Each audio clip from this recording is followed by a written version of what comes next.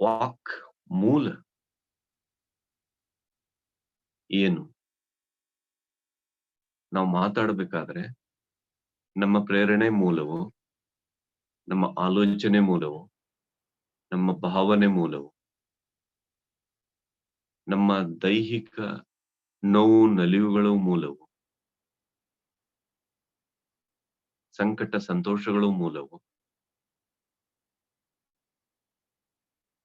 ಯಾವುದು?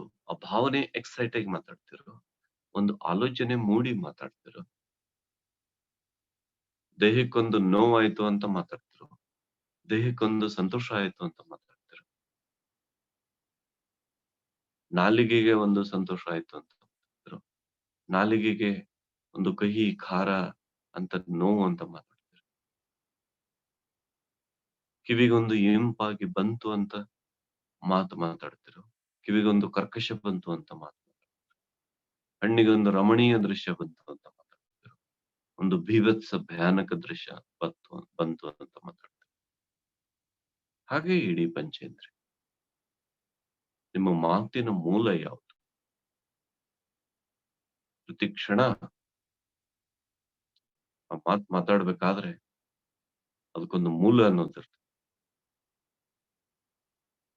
ಹಸಿವಾಗಿದೆ ಅಂದ್ರೆ ಆ ದೈಹಿಕ ಆ ಆ ಒಳಗಡೆ ಆ ದೇಹದ ಆ ಮೆಟಬಾಲಿಕ್ ಆಕ್ಟಿವಿಟೀಸ್ ಆ ಒಂದು ಒಂದು ಒಂದು ಅದೊಂದು ಫೀಲಿಂಗ್ ಅದು. ಅದು ಬಾಧೆ ಅನ್ಲಿಕ್ಕೆ ಬರಂಗಿಲ್ಲ. ಅದೊಂದು ಅದ್ಭುತವಾದ ಫೀಲಿಂಗ್ ಅದು. ಅದರಿಂದ ನಿಮ್ ಮಾತು ಬರುತ್ತೆ. ಏನಾದ್ರು ತಿನ್ನೋ ಅಪೇಕ್ಷೆ ಆದಾಗ ಆ ನಿಮ್ಮ ಮಾತಿನ ಮೂಲ ಯಾವುದು? ಎಲ್ಲ ಮಾತುಗಳ ಮೂಲ ಯಾವುದು? ಎಲ್ಲ ಆಲೋಚನೆಗಳ ಮೂಲ ಯಾವುದು? ಯಾವುದು ಎಲ್ಲ ಆಲೋಚನೆಗಳ ಮೂಲ? ನಿಮ್ ಮಾತಿಗೆ ಮೂಲ ಆಲೋಚನೆ. ಒಪ್ಪೋಣ. ಆಲೋಚನೆಗೆ ಮೂಲ ಏನು?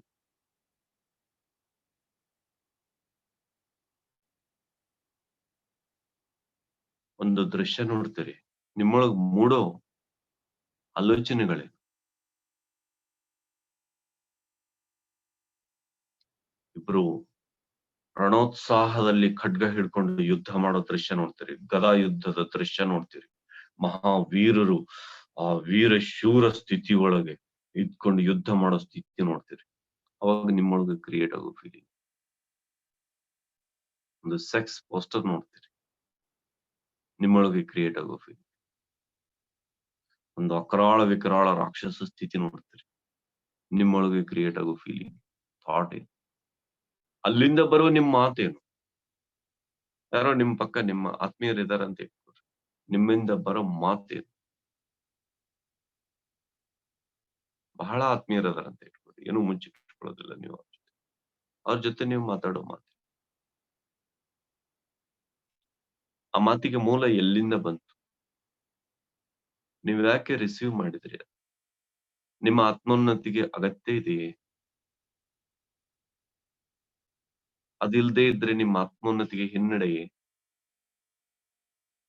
ಅದನ್ನ ಮಾತಾಡಿದ್ರೆ ನಿಮ್ಗೆ ಅಸೆನ್ಷನ್ ಆ ಉನ್ನತ ಸ್ಥಿತಿಗೆ ನಿಮ್ಗೆ ಸಹಾಯನ? ಯಾವತ್ತಾದ್ರೂ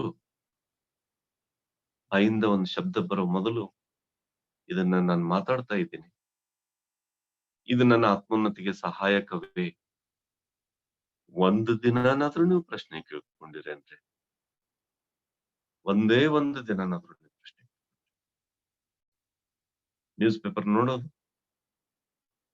ಮಾತಾಡೋದು, ಇಷ್ಟ ಭ್ರಷ್ಟ, ಇವೇನ್ ಕಡಿಮೆ, ಅವೇನ್ ಕಡಿಮೆ. ಅರೆ ನಿಮ್ ಮಾತಂದ್ರೆ ಏನದು? ಯಾವತ್ತು ಓಪನ್ ಇರೋ ಟ್ಯಾಪ್ ಅದು? ಯಾರು ತುಂಬ್ಕೊಳ್ಳದೆ ಇರ್ಲಿ, ಹಂಗೆ ನೀರ್ ಬಿಡ್ತಾ ಇರೋದ?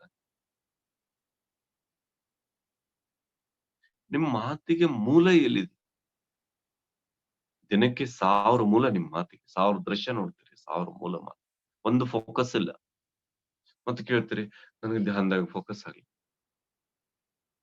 ಇಡೀ ದಿವಸ ಇರೋದೇ ಧ್ಯಾನದಾಗ ಬರೋದು.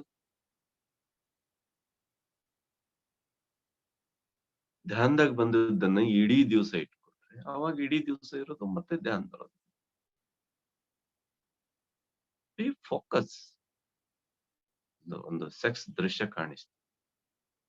ನನ್ನೊಳಗೆ ಏನು ತರಂಗ ಉತ್ಪನ್ನ ಮಾಡದೇ ಇರುವಂತ ಸ್ಥಿತಿಗೆ ನಾನು ಬಂದಿದ್ದೇನೆ, ಅಥವಾ ತರಂಗ ಉತ್ಪನ್ನ ಒಂದು ಕ್ರೌರ್ಯದ ದೃಶ್ಯ, ಒಂದು ಬೀಭತ್ಸ ದೃಶ್ಯ, ನನ್ನೊಳಗೆ ಏನು ತರಂಗ ಉತ್ಪನ್ನ ಆಗಲಿ, ರಮಣೀಯ ದೃಶ್ಯ, ಒಂದು ಒಂದು ಶೌರ್ಯ ವೀರ ಆ ಆ ಯುದ್ಧದ ದೃಶ್ಯ. ಅದಕ್ಕೆ ಮೂಲ ಎಲ್ಲಿದೆ? ನಿಮ್ಮ ಭಾವನೆಗಳಿಗೆ, ನಿಮ್ಮ ಆಲೋಚನೆಗಳಿಗೆ, ನಿಮ್ಮ ಮಾತಿಗೆ ಮೂಲ ಎಲ್ಲಿದೆ? ಅದು ನೋಡಿದಾಗ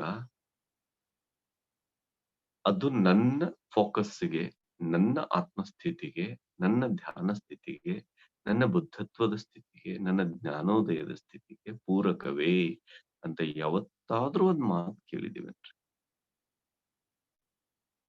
ಮಾರ್ಕೆಟ್ ಅಲ್ಲಿ ಒಂದು ವಸ್ತು ತರ್ಲಿಕ್ಕೆ ಹೋಗ್ಬೇಕಾದ್ರೆ ₹4 ಖರ್ಚು ಮಾಡ್ಬೇಕಾದ್ರೆ 10 ಸಲ 100 ಸಲ ವಿಚಾರ ಮಾಡ್ತಾರೆ, ಇದನ್ನ ನನಗೆ ಎದಕ್ ಉಪಯೋಗ, ಎದಕ್ ತರ್ಬೇಕು ನಾನು, ಬಹಳ ಅಗತ್ಯ ಇದ್ರೆ ಹೋಗಿ ತಗೊಂಡ್. ಒಂದ್ 4 ದುಡ್ಡು ಖರ್ಚು ಮಾಡುವಂತ ವಸ್ತುನ ಇಷ್ಟು ಯೋಚನೆ ಮಾಡ್ತೀರಿ ನೀವು, ನಿಮ್ಮ ಜೀವನದ ಪ್ರಾಣ ಶಕ್ತಿ ಖರ್ಚು ಮಾಡ್ತಿರಲ್ರಿ, ಜೀವ ಶಕ್ತಿ ಖರ್ಚು ಮಾಡ್ತಿರಲ್ರಿ. ಅದಿದ್ರೆ ಆತ್ಮ ಬೆಳಗುವಂಥದ್ದು, ಇಲ್ಲ ಅಂದ್ರೆ ಹೊರಟು ಹೋಗುವಂತ ಜೀವ ಶಕ್ತಿ ಖರ್ಚು ಮಾಡ್ತಿರಲ್ರಿ. ಯಾವತ್ತಾದ್ರೂ ಯೋಚನೆ ಮಾಡಿದಿರಾ, ನಾನು ಇಂಥದಕ್ಕೆ ನನ್ನ ಜೀವ ಶಕ್ತಿಯನ್ನು ಉಪಯೋಗಿಸಬೇಕು, ಉಪಯೋಗಿಸಬಾರದು ಅನ್ನುವಂತ ಒಂದೇ ಒಂದು ಥಾಟ್ ಆದ್ರೂ ನಿಮ್ಗೆ ಬಂದಿದೆ ಎಂದಾದ್ರೂ? ನಿಮ್ಮ ಬಾಯಿ ತೆಗಿಯೋ ಮೊದಲು ಇವತ್ತಿನಿಂದ ನೀವು ಕೇಳ್ಕೋಬೇಕು, ಇದು ನಾನು ಎಕ್ಸ್‌ಪ್ರೆಸ್ ಮಾಡೋದು ಅಗತ್ಯವೇ? ನಿಮ್ ಕಣ್ ತೆಗೆದು ಒಂದು ದೃಶ್ಯ ಒಳಗ್ ತುಂಬ್ಕೊಳ್ಳೋ ಮೊದಲು ಇದು ನಾನ್ ತುಂಬ್ಕೊಳ್ಳೋದು ಅಗತ್ಯ ಇದೆಯೇ? ನನ್ನ ಆಲೋಚನೆಗಳನ್ನ ಟ್ರಿಗರ್ ಮಾಡೋದು ಅಗತ್ಯ ಇದೆಯೇ? ಕಿವಿಯಿಂದ ಯಾರೋ ಬಂದು ಏನೋ ಹೇಳ್ತಾರೆ, ನೀನ್ ಅಂತವನು, ಇಂಥವನು, ನೀವ್ ಅಂತವ್ರು, ಇಂಥವ್ರು. ಉಕ್ಕಿ ಬಿಡ್ತು ನಿಮ್ಮಲ್ಲಿ. ಒಂದ್ ಹನಿ ನೀರ್ ಹಾಕಿದಾಗ ಕಾದು ಕುದಿಯೋ ಎಣ್ಣೆ ಉಕ್ಕಿ ಚೆಲ್ಲಾಡ್ದಂಗೆ ಮೊದಲೇ ಒಳಗ್ ಕುದಿತಾ ಇದ್ದೀರಿ. ಏನು ಒಂದ್ ಹನಿ ನೀರ್ ಬಿದ್ರು ಉಕ್ಕಿ ಬಿಡ್ತು. ಇಲ್ಲಿಂದ ಬಂದು ಒಂದ್ ಹನಿ ಬೀಳ್ತೈತಿ, ಇಲ್ಲಿಂದ ಬಂದು ಒಂದ್ ಹನಿ ಬೀಳ್ತೈತಿ, ಪಂಚೇಂದ್ರಿಯಗಳಿಂದ ಬಂದು ಒಂದ್ ಹನಿ ಉಕ್ಕಿ ಬಿಡ್ತೀರಿ, ಮುಗೀತು, ಖಾಲಿ ಮಾತು. ನೆನ್ಪಿಟ್ಕೊಳ್ರಿ ಫ್ರೆಂಡ್ಸ್, ಪಂಚೇಂದ್ರಿಯಗಳ ಮೂಲಕ, ಬುದ್ಧಿ ಭಾವಗಳ ಮೂಲಕ, ಆಲೋಚನೆಗಳ ಮೂಲಕ ನಿಮ್ಮೊಳಗ್ ಬಂದು ಬೀಳೋದಿದೆಯಲ್ಲ, ಆ ಬೀಳೋದು ನಿಮ್ಮ ಮಾತಿಗೆ ಮೂಲ, ನಿಮ್ಮ ಆಲೋಚನೆಗೆ ಮೂಲ, ನಿಮ್ಮ ಭಾವನೆಗಳಿಗೆ ಮೂಲ.